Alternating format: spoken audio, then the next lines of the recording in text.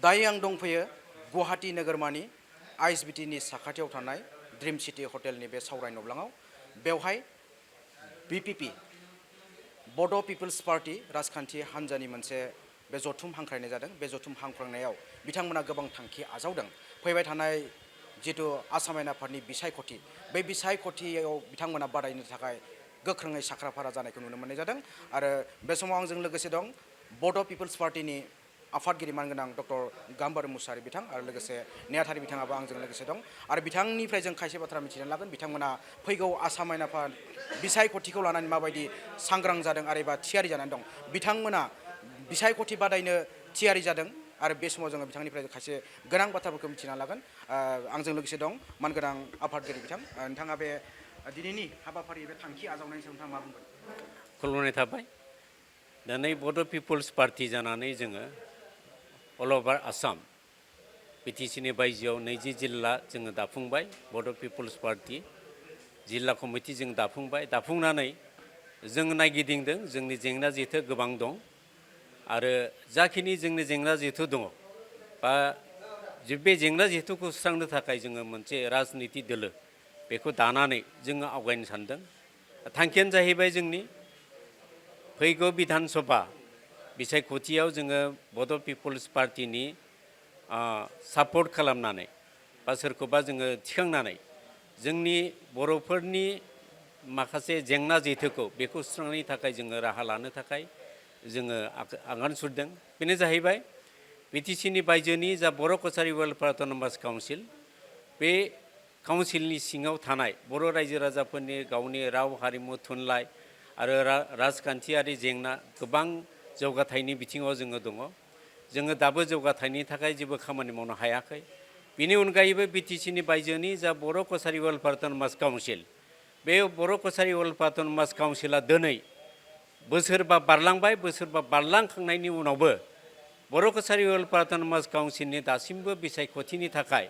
माखासे हाबाफारिखौ बर' कसारि welfare autonomous काउन्सिलाव दा चिफ हिसाबै मिहिनेश्वर बसुमतारी, चेयारमेन हिसाबै अनिल बसुमतारी बिथांमोना जाखिनि क्राइटेरिया बेफोरखौ दासिमबो फुलफिल खालामाखै। क्राइटेरियानो जाहैबाय मा? बर' कसारि वेलफेयार अट'नमास काउन्सिलाव बिसायख'थि खुंनो थाखाय गामि सोसननाय, नटिफिकेसन खालामनाय, बर' गामिफोरखौ भटार लिस्ट थि खालामनाय आरो बियाबखौ दाफुंनाय बेनि बेलायाव दासिमबो बिथांमोना जेबो खामानि मावनो हायाखै। बिनि अनगायैबो बर' कसारि वेलफेयार अट'नमास काउन्सिलाव दासिमबो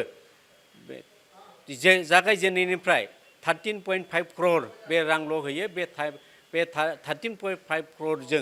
जोङो बिटिसिनि बायजोनि 10 लाखनिख्रुइबो सुबुं रायजो राजाफोरनि जेंना जेथोखौ सुस्रांनो थाखाय जों नुनो मोनाखै बा हाफुङा। बेनिखायनो जोङो सानदों फैगौ बिधान सभा बिसायख'थियाव जोङो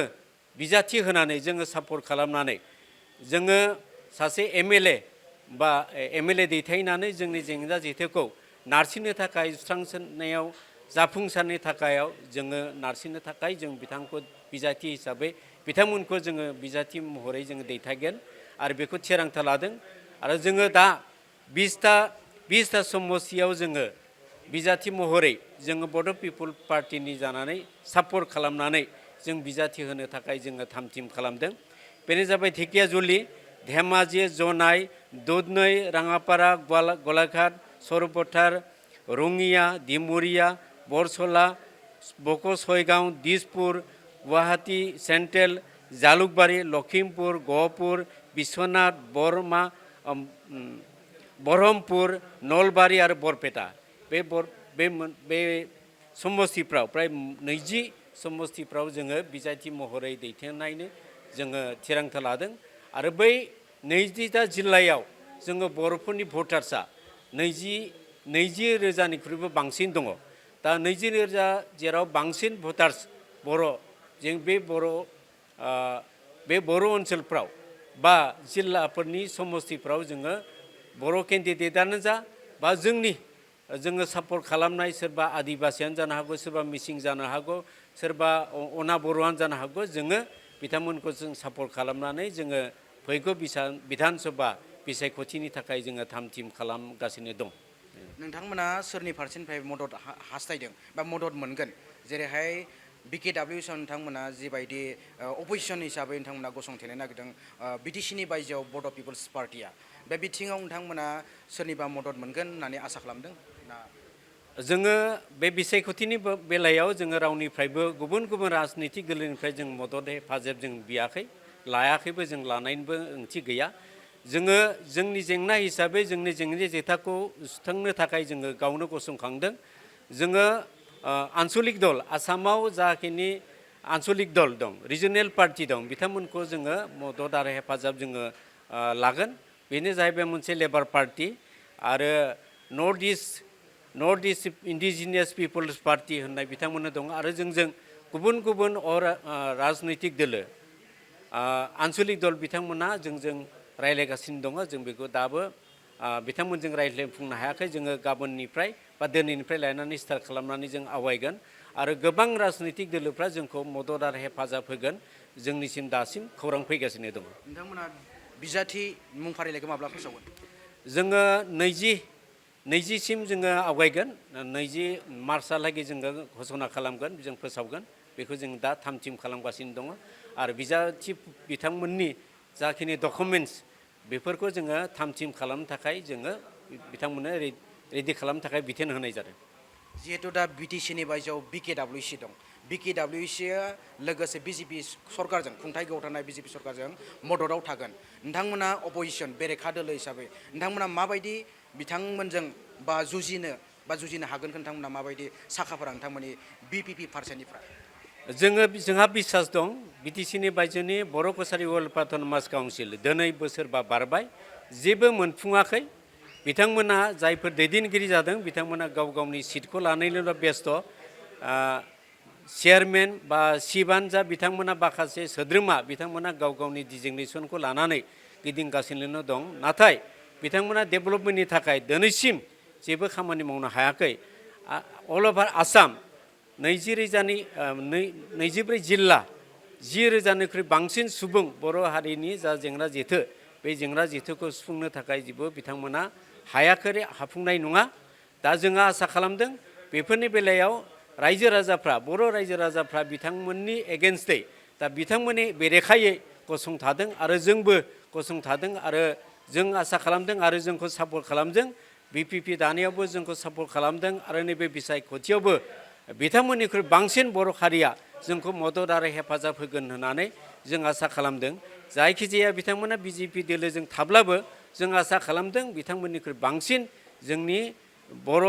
रायजो राजाफ्रा जोंनि बिटिसिनि बर' रायजो राजाफ्रा BPP दोलोखौ आरो गासिबो इन्टेलेक्सुवेल महलनिफ्रायबो जोंखौ मदद आरो हेफाजाब होनो थाखाय थाम-थिम जानानै दं जिहेतु बिटिसिनि बायजोआव खमैबो बर'फोरा 2 लाखनिबो गोबां बर' भटार्सफोर दं आरो लोगोसे गुबुन हारिबो दं दा फैबाय थानाय बिसायख'थियाव नोंथांमोना जिहेतु बादायगोन बे बादायनायाव बर' भटार्सजों लोगोसे आरो गुबुन भटार्सफोरखौ लोगोसे नोंथांमोना माबायदि आसा बायदि आरो नोंथांमोना बे भटार्सफोरखौ मा खावलायगोन BPP फारसेनिफ्राय जों आसा खालामदों जों BPPनि सापर्ट जा केन्डिडेट हिसाबै जोङो होदोंब्लाबो जोंहा मोनसे साननाय दङ जे आसाम एसेम्ब्लियाव जोङो ट्राइबेलफोरनि जोङो बिजाथिफोरखौ बा केन्डिडेटफोरखौ MLAफोरखौ जोङो बारायनो थाखाय जोंहा थिरांथा दङ जोङो सानदों आरो बे बेलायाव जोङो आसामनि जा इन्डिजिनियास थागिबि माहारिफोरखौ लानानै जों आवगायगोन आरो जेंनाया जोङो खालि बर'निल' नङा गासैबो आसामनि थागिबिफोर इन्डिजिनियास सोरबा मिसिङानो जा बर'आनो जा राभायानो जा सन'वाल थेङाल देउरियानो जा गासैबो जेंना जेथोआनो दं दा बिथांमोनखौ लानानै जोङो आवगायगोन आरो बिथांमोना दासिम जोंनो खोथा होदों जोङो जयै आवगायलांगोन बे बाथ्रा आरो जों आसा खालामदों जे जोङो बर'आनो जा सोरबा केन्डिडेट बर'आनो जा सोरबा सन'वालानो जा सोरबा थेङाल देउरियानो जा सोरबा आहमानो जा जायफोर इन्डिजिनियास जायफोर सुबुं बा माहारि बिथांमोननिफ्राय केन्डिडेट थिखांनायाव जोङो थाम-थिम खालामदों आरो फुल मदद आरो हेफाजाब मोनगोन जों आसा गोजोननाय थाबाय लोगोसे आरो BPPनि दैदेनगिरि आंजों लोगोसे दं नोंथाङा बे फैगौ बिसायख'थियाव बादायनो थाखाय नोंथांमोननि BPP फारसेनिफ्राय गोख्रोङै थियारि जादों आरो नोंथाङा बे बिथिङाव मा बुंगोन गोदान दोलो हिसाबै जोङो रायजो राजाफोरखौ खावलायगोन जे जोंखौ फार्स्ट टाइम नोंथांमोना मदद हो जों नोंथांमोननि कारणे जोङो गासैबो एकदम जों खामानि मावनो आगबारिबोदो आरो बेखिनियानो जोंनि प्रथम खावलायनाय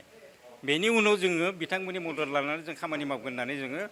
सानगासिनो दङ थांखिया मा जागोन थांखियाथ' जोंहाथ' बहुद दङ बर'नि जे डेभेलपमेन्ट बर'नि जि আজি दिनै 77 बोसोर जालांबाय जोंनि स्वाधीनताया खिन्थु बर'फोरा बै 77 बोसोरनि सिगांनिफ्रायनो जि अबस्थायाव दङ दासिम दङ बेफोरखौ जों सुस्रांनो कारनैनो जों बिपिपि दलखौ गठन खालामदों जिहेतु BKWAC नोंथांमोना बिटिसिनि बायजोआव मोनखानाय जादोंमोन बिटिसिनि बायजोआव जितु BKWACनि फारसेनिफ्राय BKWACआ डेभेलप जायाखै नामा जौगाथायनि खामानि मावनो हायाखै नामा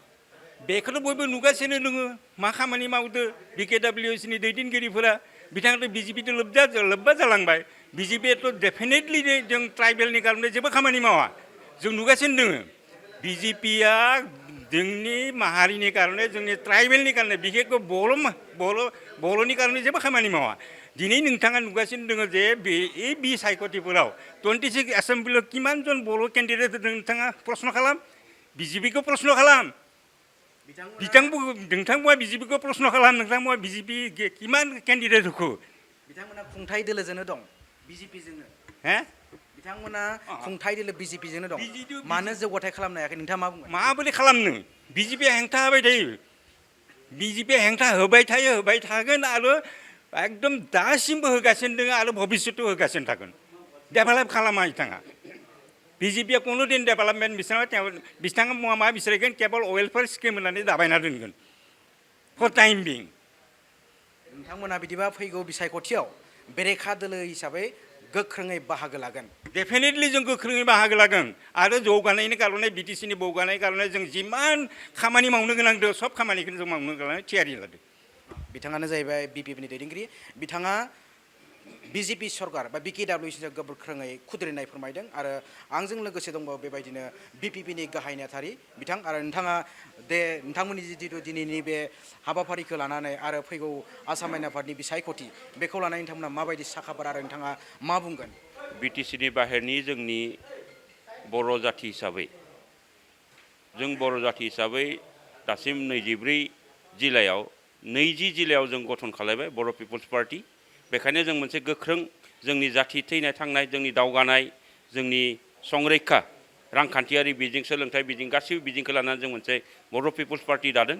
बे जाबाय जोंनि जाथिनि मोनसे संरैखा जाथिनि मोनसे खुन्था हिसाबै जों जादों बिटिसिनि बाहेराव जायखौ लानानै दिनै जों इलेक्सनाव बाहागो लानो थाखाय जों आवगायबोदों जेराव जोंनि 20 समस्तियाव जों दा बिजाथि होगोन बे बिजाथिफोरनि प्रायानो जाबाय जोंनि 20,000नि बांसिन दं मोनसे समस्तियाव बेखायनो जों मोनसे आसाबादि रायजोनि प्रति जों मोनसे आस्था दं जे जोंखौ फोथायगोन जोंनि नेताफोरखौ जाहाथे बिसासाव लागोन बिसोरो बेखायनो जों मोनसे आसा दं जों देरहागोन बर' रायजोल' नङा गासिबो जातिखौबो लानानै जों मोनसे जोंनि जाथि दावगानाय संरैखा हानि माखासे जेंना दं माखासे हानि जेंना सोलोंथाइ जेंना बेफोरखौ लानानै जों मोनसे आवगायनाय जिहेतु जोंनि मोनसे इस्तिहार जों मोनसे बानायबाय बेयाव गासिबो मिथिगोन बे साननैसोआवनो जों मोजाङै फोसावगोन माब्ला फोसावगोन नोंथांमोना बिजाथिनि मुं फारिलाइ आरो इस्ताहार नोंथांमोना बिपिपि फारसेनिफ्राय साननैयाव जों फोसावगोन हयथ' 20 तारिखआव जों मोजाङै फोसावजोबगोन बबे बिजाथियाव सोर जागोन अलरेडि जोंना बिजाथिनि मुंफोरा क्लियार जाखाबाय बेखायनो जों 20 तारिखआव अलरेडि फोसावनानै नोंथांमोना अलरेडि नुखागोन नोंथांमोना फैगौ बिसायख'थियाव बेरेखा दोलो महरै गोख्रोङै बाहागो लागोन जेरावनोखि जालुकबारि बियाबाव नोंथांमोना बादायनो होननानै नोंथांमोना साखाफारा जादों जेराव गिबि मन्थ्रि आथिखालनि मानगोनां डक्टर हिमन्त बिश्व शर्मा बिथाङाबो बेवहाय बाहागो लागोनखौ जों मिथिनो मोनो आरो बे बिथिङाव नोंथांमोना माबायदि बिजाथि नोंथांमोना थियारि खालामदों जोंनाथ' बिराद गोख्रों थियारि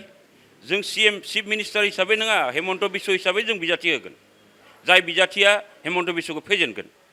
जेरावनाखि चिफ मिनिस्टार होननानै जों होआ जाय बिजाथि हिमन्त बिश्वखौ जों फेजेननो हागोन बे बिजाथिखौ जों अलरेडि रायलायखाबाय अलरेडि जाखाबाय जोंना बे बिजाथिया देरहानानै जोंखौ देखायगोन मोनसे बर' पिपल्स पार्टिया जे गोख्रों मोनसे पार्टि बिटिसिनि बाहेरनि मोनसे बर' जाथि थैनाय थांनायनि मोनसे बिजाथि मोनसे होदो मोजां बिजाथि होदो बेखायनो जों मोनसे देखायनायनि मोनसे माबा बानायबाय दं बेखायनो जों